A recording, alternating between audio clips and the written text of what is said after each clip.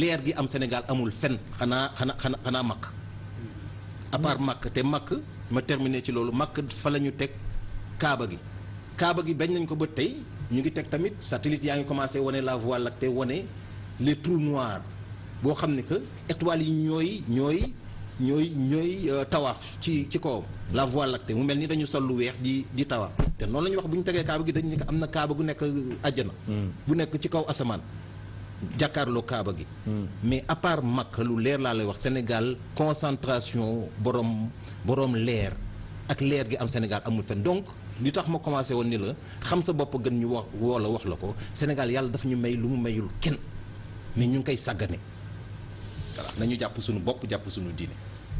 gërëm la Maguette Cissé bàyyi leen léegi ak seen jàngat bu njëkk si bés bi.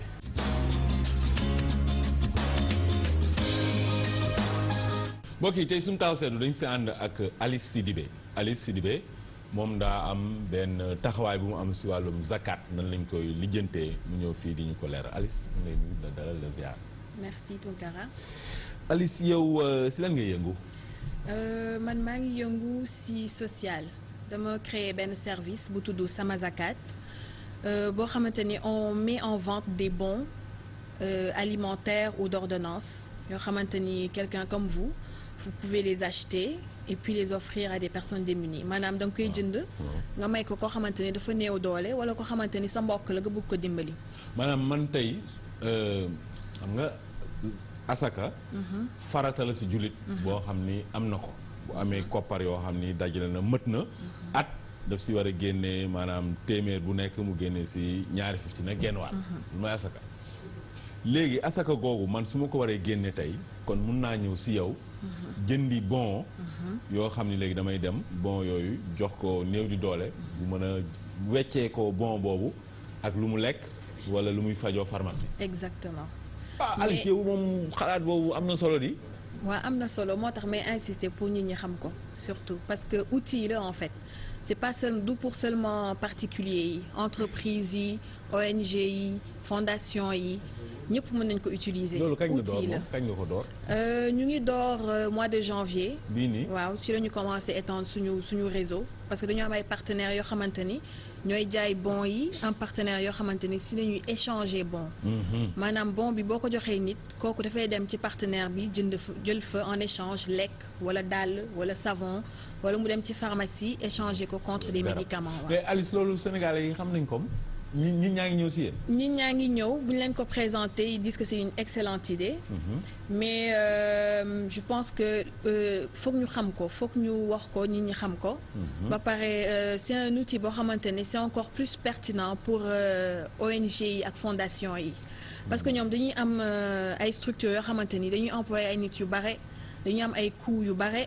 et souvent duñu toucher efficacement ñi ñu bëgg dimbali aussi mën nga may nit suukar fekk moom faju la soxla. dëgg la ça veut dire que boo ko mayee bon alimentaire moom mën na jënd dàll parce que moom dàll la soxla. donc ONG yi mën nañ ko jënd di ko distribuer ñi nga xamante ni dañu néew doole. comme ça mais nit ñi tamit particuliers yi tamit mën nañ ñëw jënd ko. waaw da ngay dem ci point de vente yi. nga jënd sa bon boo rombee ku ko soxla nga may ko wala nga denc ko.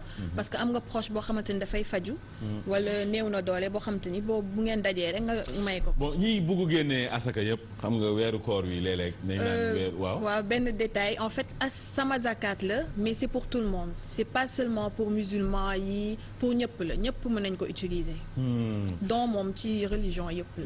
loolu dëgg la mais boo waxee sama zakat. maanaam asaka gi surtout moo gën a tax daal. waaw don asaka mooy maye mooy don. non nga génne sa asaka pour may ko ñi nga xam te ne dañu néew doole. waaw mais asaka ak sarax du benn.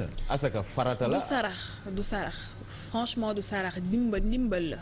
du pour rabaisser qui que ce soit c'est un service c'est un outil boo xamante ni da nga bëgg may sa doom sax wala entreprise boo xamante ni bëgg na dimbali employeur mi mu may leen ko voilà pour les encourager par exemple. mais gën na leer donc mbir mi du rek pour asaka mais képp koo xam ne tey yow da nga bëgg maye ay bon mu nga ñëw jënd ko si yéen après dem Alice yow loolu yow yaa ko sànc waaw loolu daa am solo xam nga xale yu jigéen yi léeg-léeg lañ leen war a jàppale si ñoom ñuy amal loo xam ne ay liggéey yoo xam ne dinañ ko mën a def ba pare mën a lijjanti leneen xam nga tey jigéen boo ko tënkee si yenn liggéey yi maanaam mun na ko gàllankoor si wàllu sëy wàllu toppatoo doom ak yooyu mais su fekkee dafa sànc mbiram loolu da koy mun na ko gën a jàppandal daal bu dee du soxna duñu def lu ñaaneel suñu borom mu gën koo jàppandal Alice ban message nga bëggoon ban dénkaane nga bëgg mu leer si bopp ñëpp ban dénkaane par exemple da nga wax léegi boo sàncee dara